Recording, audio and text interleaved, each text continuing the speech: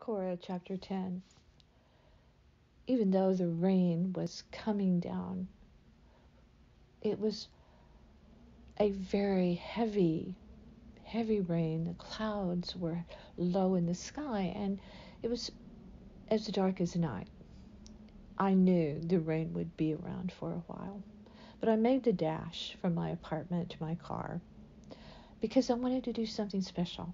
I wanted to get out of the apartment, but I wanted to visit with Cora. I wanted to do something special for her. I didn't know why. I had no reason. There was no reason. I hadn't heard from her. It had been a while. I found myself very busy, and I had let time go by. And I think I was feeling a little bit guilty about that because I knew she took it personally, not just from me, but from anyone who left her without a good reason for any length of time. Her friends at the apartment complex. So I decided that it was a day we should share a meal, even without asking her permission. I took it upon myself to get takeout. I got her favorite thing. It was simple because she was very simple when it came to food. She did not care for anything fancy. So it was chicken with all the trimmings. So as I dashed from the restaurant back to my car, the giant plastic bag got a little wet, but the food was protected. I made sure of that under my umbrella. Even though I hadn't seen Cora in a while, I was excited to see her, and I I hoped she was home. I felt that she would be because she was a homebody. So when I knocked on her door and she swiftly answered it, I was both happy and shocked at the same time because it was obvious from the scene behind her things had changed since the last time I was with her. Her apartment was almost empty of furniture, and boxes were piled high. I stepped in as she gestured for me to do so. I was speechless. I did not know what to say. She looked happy, but I was worried. I feared kind of the worst, that she had decided to go and live not quite so independently, and I just did not want to accept that. I didn't ask any questions. I just came in and I could smell coffee and I could smell just a tinge of cigarette, all very familiar, as well as the room deodorizer that she used so effectively in her apartment. The kitchen still held her table and chairs, but that was just about all of it. I put the bag down on the table, and she had gone to get glasses and turned from the cabinet and asked if I wanted coffee or tea. I wasn't sure what I wanted because I had an overwhelming feeling of sadness for reasons unknown to me as yet. Uh, I sat down and gave her the option. Whatever she wanted, I would have the same. She opted for coffee, and I thought that very fitting. She pulls some plates out of her nearly empty cabinet.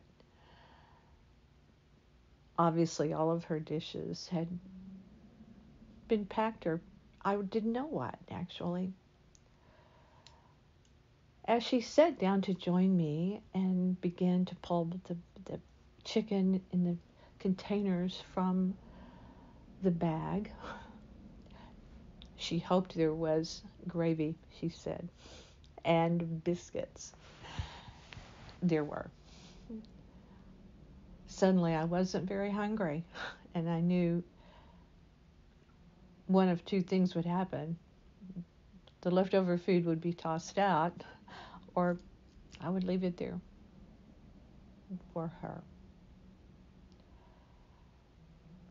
As she began to fill our plate, which was odd that she was filling my plate as well as hers, very, very out of character for her.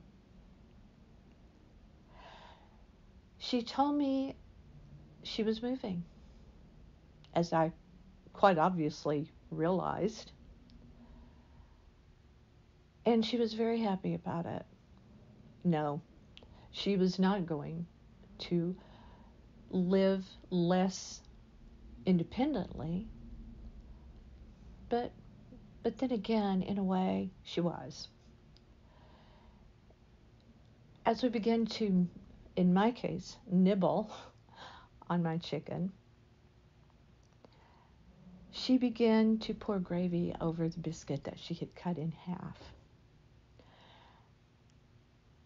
And she reached up behind her on a little shelf that I hadn't really noticed was still there.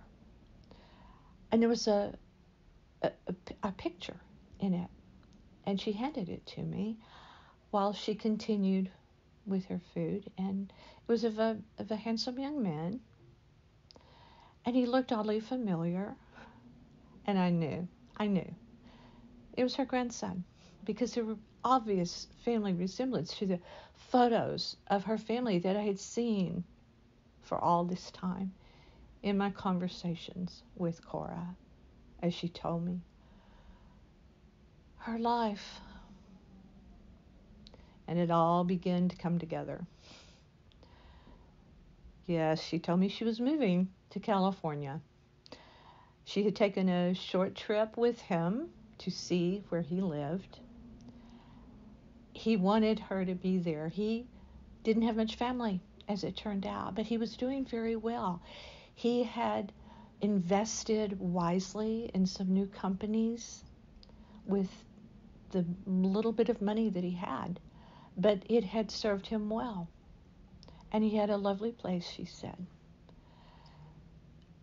with an ocean view that she didn't even know she realized. She didn't even know that she liked it. She didn't realize that, hey, she liked the ocean view. She said she loved the smell of the sea air in the Southern California town that she would be living in with her grandson. My heart was heavy and happy. I would miss her, but I knew it was time. It was time for her to leave everything from her life in my hands to see what I would do with it, and to start anew with her new grandson. She trusted me to do the right thing with her life story thus far. And I told her how much I wanted to know the rest of it at the proper time. And she assured me I would be invited to visit her in California because she would not be coming back. She had no plans to return. She had someone in her life once again, and it gave her new life. And she was happy, and I was happy for her. All of this was meant to be, meeting her, sharing her life story, because when you get a chance to share stories of life with, if it's only one person in your life, the time, the investment of your time is so worth it. And that's how I felt. And I assured her she could trust me with her story. Cora would be leaving to be with her newfound grandson for the next part of her journey of life. Oh, his name was James. This is the end.